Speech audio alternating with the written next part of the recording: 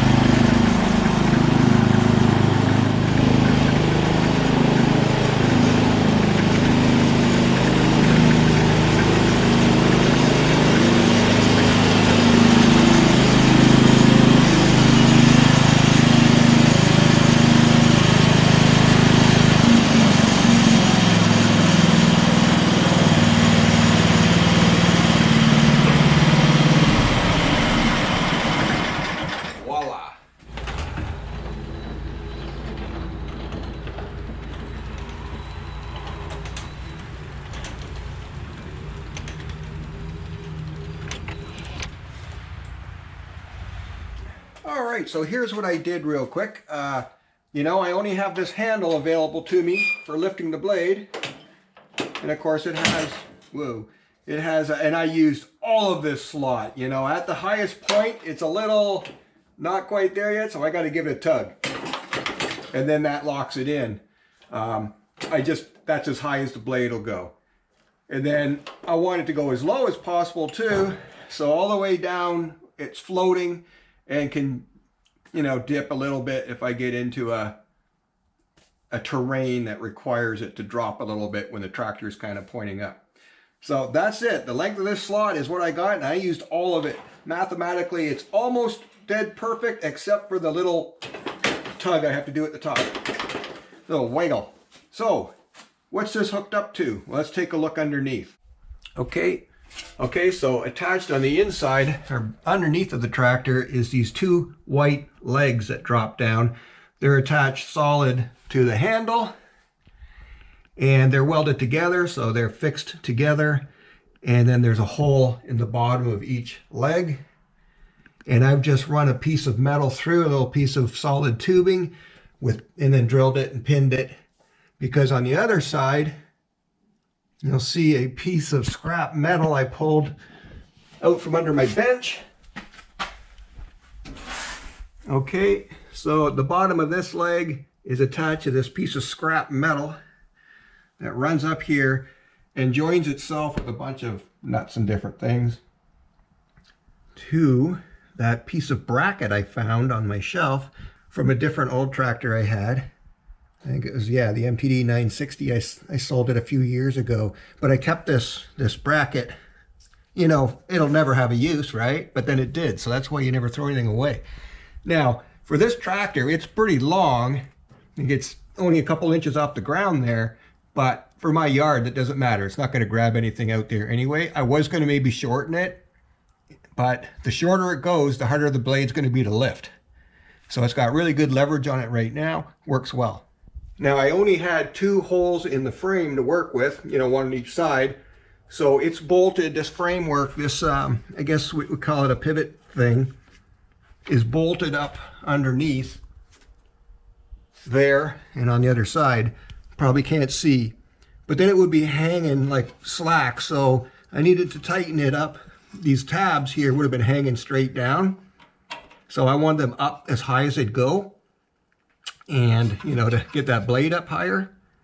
So what I did was just ran these U-bolts up over the brake and clutch pedal rod, tighten them down, and they're just pinned in too, so I can take this thing on and off whenever if I want to. Okay, then welded on or attached to this this pivot rod is these legs up front here that have a rod joining them underneath, again with pins and washers, and then that will lift the plow framework up and down. But then what is going to keep it from swinging side to side? Well, okay, that's where this piece comes from. I had 2 holes to work with on the front of the tractor. Okay, I had to drill new holes in underneath and up top here to line up with the 2 holes that were already available to me on the tractor. So all I had was just 2 holes up here. That's all I'm working with. So this piece actually worked out nicely for me. It has the U-shaped guide, and basically so that the plow can't drop any lower, then this will let it go. But if I do hit something, it'll just swing up out of the way. And it keeps the blade from swinging too far right or left. So, you know, it's got some play, but it's working out nicely. A little bit of play is fine. It's trapped in there. It's good to go. Now you'll see for angling, the blade has a lock right here, spring loaded. So it's always going to want to lock, but then I just put a little piece of mechanics wire to it to, so I could pull it from the seat. Let's go. All right, so when I just pull this little piece of rad hose I had laying around, it pulls on that mechanics wire, which pulls it on. All right, so I do a 2-hand thing. When I pull that, I can then move that and sort of let go of that right away, and it locks into place, either straight, angled right, or angled left. And you know, check out the math I used on this handle bending thing going on here. I mean, I'm sure that's like factory, right? Maybe not. All right, then I ran a wire off the battery, just some alligator clips up there, and I just put in a cigarette lighter outlet here that I had in on my bench I found, and then I just plug in this light, which is just up here magnetically. Now I noticed it is kind of, see, it doesn't reach, so I got to push it down, and it is kind of working itself up, so it's becoming disconnected when I'm plowing. I noticed that when I was editing that video, so I'm going to have to trap it in there better somehow. Also, this whole post can come off. Let's do that. All right, first you can see I just have, oh, I'm tripping over everything. All right, before I take that off, you can just see I have a GoPro mount up here. Yeah, it's not right yet. It's basically just filming the top of my head, I see, but I'll fix that up. I'll do something, I'll extend it out. I'll do some things with that. And what do we got up top here? Now it's pinned in, again, with just an alligator clip so that this top plate can come off. But is it supposed to be that loose? Is there mounting screws up there? Yeah, something's not right there. I'm gonna have to fix that up. But the light can just come off, it's just magnetic. So we'll just pull that off for a second here. This is just the base of a computer monitor. I used the computer monitor in the camper as a backup workstation, and this was left over, so it happened to just slide down over this post nicely. Just drilled it so it wouldn't, you know, rotate too much. And then I can just stick my light up there, magnetic light, or maybe a camera attachment or something. But I gotta climb up here and see what's going on. Oh, yeah, it's missing its hardware up here, so I was about to lose that. So I might just drill right through and not bolt both sides, so that now that I've found a weakness, I'll make it a strongness instead. All right, so I was saying this post just comes out with one pull, so you'll see, kind of see. All right, so it just pops up, and I just cut it with a tab on it so that when it slides down in that old hitch, it lines up so it won't rotate, at least not much anyway. All right, but yeah, it just fits pretty nicely over the, whoa, that's heavy, kind of balancing it here. So yeah, the post that's bolted into this old hitch for like a different project came in handy. I just left it on, and then it just, there, pull that, and the whole, yeah, it works nicely to drop that on there, and then I have my light. All right, what do I have for weight? So chains are a must around here. I've never had any success with anything unless they're chained up. And for a little tractor like this, obviously going to need some weight too. So I got tons of weight back here, and in the form of 2 concrete blocks. Show you some pictures here with those off, and I can kind of explain. It's pretty rednecky, which is the way I do things. Just had some stuff lying around, so there's a piece of re-rod here that goes through the trailer hitch hole, and I just drilled and pinned it on both sides with a big old washer so the blocks don't slide off, and they just sit down in there nicely down against the frame of the plow. Speaking of the frame of the plow, the frame itself isn't mounted until it gets to the very back, and normally it would be mounted to the tractor's ball hitch hole, but this addition I put on here, this hitch addition that's bolted onto the back of the tractor, uses that hole. All right, so it's got its own hole back here, and if you peek down in there you can see it. And that's what the plow frame is connected to. So it goes back about 4 or 5 inches further on this tractor than, you know, it otherwise would have. And that worked out perfect because it's a shorter tractor anyway than this plow is designed for. So it sits back a little bit further and it is fine. It works blades nice and tight to the tractor as best I can, so I can walk around in here a little bit. Doesn't take up a whole lot of space in here. That's the benefit of a small tractor. All right, I'll show you how this whole tilt thing works. All right, well, all I gotta do is pull that, and then just grab the plow and tilt it. Let go of that, give it a bit of a wiggle, it locks in place, and we're good to go. Just give that a little pull, pull the blade all the way left, brings the handle pretty close to the hood, but not too close, it's not gonna hit it. Eventually I'd like to make, like weld on an eye and run a rod down onto a swivel so that the rod just comes in and out rather than all this turning, like going, yeah, you know what I mean. All right, you got to run it to the other side. Just pull that, run it all the way around, and it locks in, good to go. And then back to the middle, locks in, and we're good. Drop the blade, start plowing. Redneckery at its finest. Don't want to rotate the blade when it's down because you just yank it, you just don't.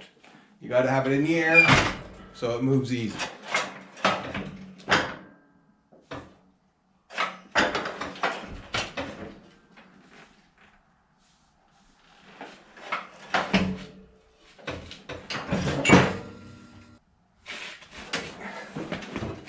So I've decided that's my perfect snowplow solution, an 8 horsepower riding tractor.